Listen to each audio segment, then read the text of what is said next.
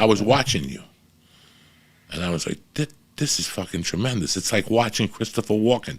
Have you ever seen Christopher Walken do a set? I played Christopher Walken's son in a road picture.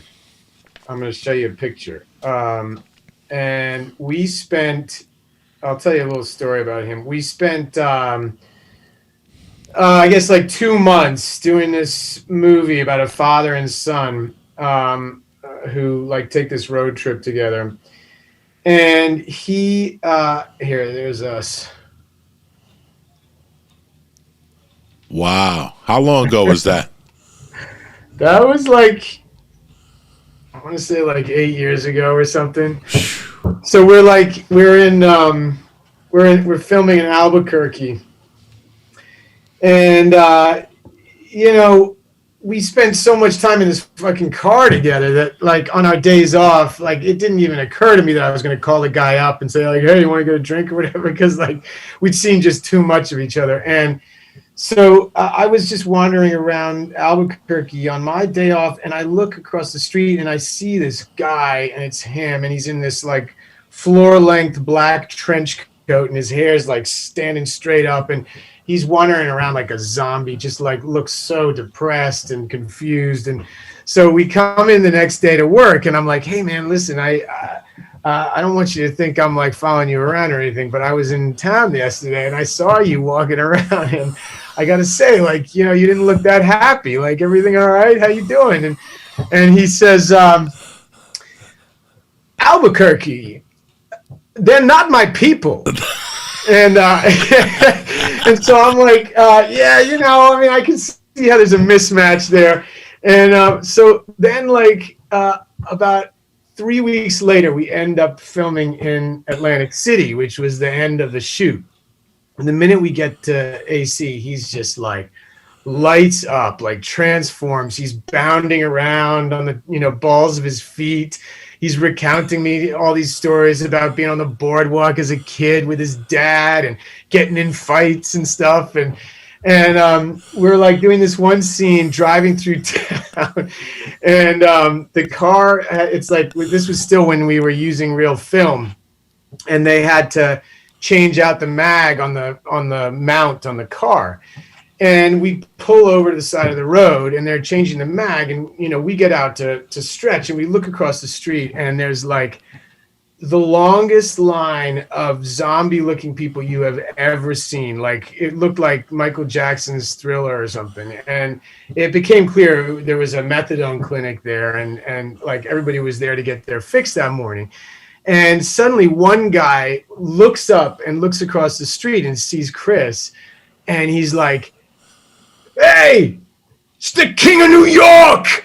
And like suddenly, like, all these ghouls like turn and look at us, and everybody starts freaking out, and they start coming across the street, towards us, like, coming at us, and they're coming at us, and they swarm around all of us, and it's like they're all like just like pawing at our clothes and stuff, and they come up and they're all around him and touching him and stuff and grabbing at his face and everything. And he's a really tall guy, and he's towering over them, and he looks at me across the car and he says, these are my people.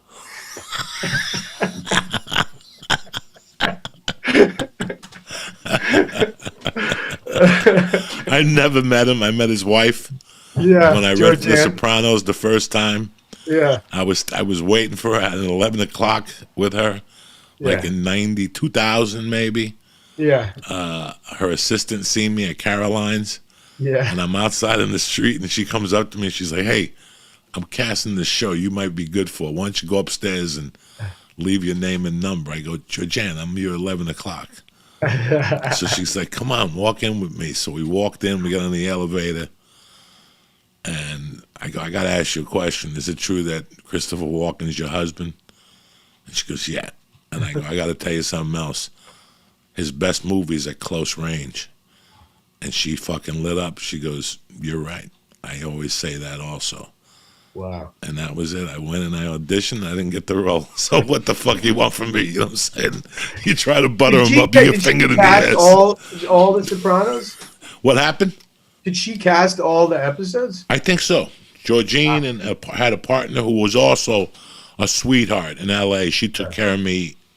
She put me in something, and then she like tried to get me into like a couple Travolta movies, the sequel to Get Shorty. Yeah, because it was Walken something casting. Yeah. So Georgine was in New York, and her partner was in L.A., who was a great lady to me. Yeah. So I got no fucking complaints. Before we get the fuck out of here, I've taken enough of your time. Before you got this movie, were you a fan of the show? Oh yeah. Yeah. You watched the show and was like, what the fuck is this? Yeah, I mean, I just felt the way that I think everybody felt, which was that it just, especially when it started, it just felt so different than everything else on TV, and it still does. Like, to me, like I feel like everything else is kind of imitating it. You know what I mean? The way that television evolved to try and kind of tell stories the way that did. But Imperioli was always like, you know, in a way, the guy I most admired on the show. And so it was cool that I was going to be playing his dad. And you fucking did a great job. For me, dog, this is how I felt. I went in there, and that first day with you, we had a great time. We were giggling about something. I knew you weren't like, you know, an LA actor. I was like, oh, thank God this guy's not, you know. I had you and John to fucking guide me through this thing. And Yeah. you know, I check in with you from time to time, and I check in with John, and it's because you guys helped me through this. I didn't get David Chase's style of shooting till the second day, and then I was off and running. My first day, I was a little like improvising and shit, and then somebody came over, like, and somebody whispered a little something in my ear, and I was like, I get it. That's it. And then I got the magic, who was David Chase. Yeah. Like, then I was like, oh, fuck. I get what this guy's trying to do. And you want me to tell you something? It helped my comedy. Interesting. Because I remembered lesson number 1 of comedy. Let the joke settle and hit. I have a mistake all comedians do, because we get excited. We got to laugh, so we step on our own lines. Yeah. David Chase don't step on his fucking lines. Yeah.